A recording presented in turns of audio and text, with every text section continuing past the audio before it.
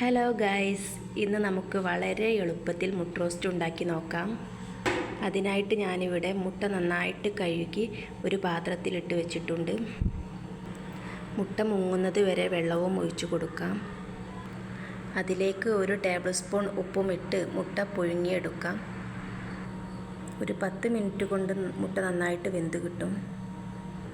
Roast ഉണ്ടാക്കാനായിട്ടുള്ള സാധനങ്ങൾ എടുത്തു വെക്കാം.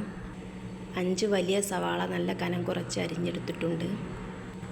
1 ഇഞ്ച് വലുപ്പത്തിലുള്ള ഇഞ്ചി കഷ്ണവും 1 വെളുത്തുള്ളിയും ചതച്ചെടുത്തിട്ടുണ്ട്. വലിയ 2 തക്കാളി അരച്ചെടുത്തിട്ടുണ്ട്. പിന്നെ 3 പച്ചമുളക് നടുവെ കീറി പകുതി മുറിച്ചെടുത്തിട്ടുണ്ട്. ഇനി അതിലേക്ക് വേണ്ട പൊടികളെല്ലാം എടുത്തു വെക്കാം.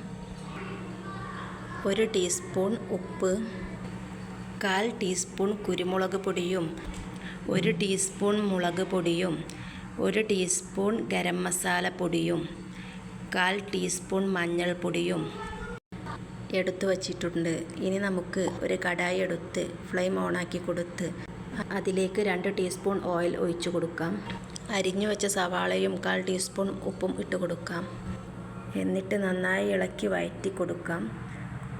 ഉള്ളി വഴറ്റി കിട്ടിയാൽ അതിലേക്ക് നമ്മൾ അരിഞ്ഞു വെച്ച പച്ചമുളകും ഇട്ട് നന്നായി ഇളക്കി യോജിപ്പിച്ച് കൊടുക്കാം.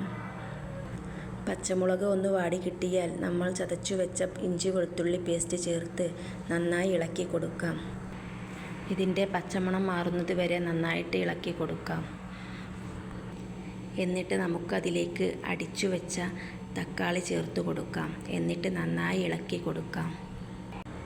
തക്കാളിയുടെ പച്ചമണം മാറുന്നത് വരെ ഇളക്കി കൊടുക്കാം. അതിനുശേഷം നമുക്ക് എടുത്തു വെച്ച പൊടികൾ ചേർത്ത് കൊടുക്കാം. എന്നിട്ട് നന്നായി ഇളക്കി യോജിപ്പിച്ച് കൊടുക്കാം. പൊടികളുടെ പച്ചമണം മാറുന്നത് വരെ ഇളക്കി കൊടുക്കണം.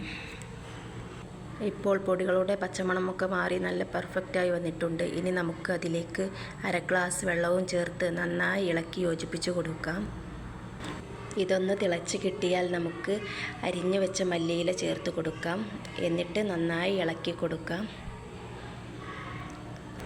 അതിനുശേഷം നമുക്ക് അതിലേക്ക് 1 ടേബിൾ സ്പൂൺ വെളിച്ചെണ്ണയും ചേർത്ത് നന്നായി ഇളക്കി യോജിപ്പിച്ച് കൊടുക്കാം. എന്നിട്ട് തൊലി കളഞ്ഞെടുത്ത മുട്ട നമുക്ക് ഇതുപോലെ വരയിട്ട് കൊടുക്കാം. എല്ലാ മുട്ടയും ഇതുപോലെ വരയിട്ടതിന് ശേഷം നമുക്ക് മസാലയിലേക്ക് ഇട്ട് കൊടുക്കാം. എന്നിട്ട് നന്നായിട്ട് ഇളക്കി യോജിപ്പിച്ച് കൊടുക്കാം. എന്നിട്ട് മസാല ഒന്ന് ചൂടാക്കിയെടുക്കാം. ഇത്രയും ആയിക്കഴിഞ്ഞാൽ നമ്മുടെ എഗ് റോസ്റ്റ് ഇവിടെ റെഡി ആയിട്ടുണ്ട്. വീഡിയോ ഇഷ്ടപ്പെട്ടാൽ ലൈക്ക് ചെയ്യാനും കമൻറ്റ് ചെയ്യാനും സബ്സ്ക്രൈബ് ചെയ്യാനും മറക്കരുത്.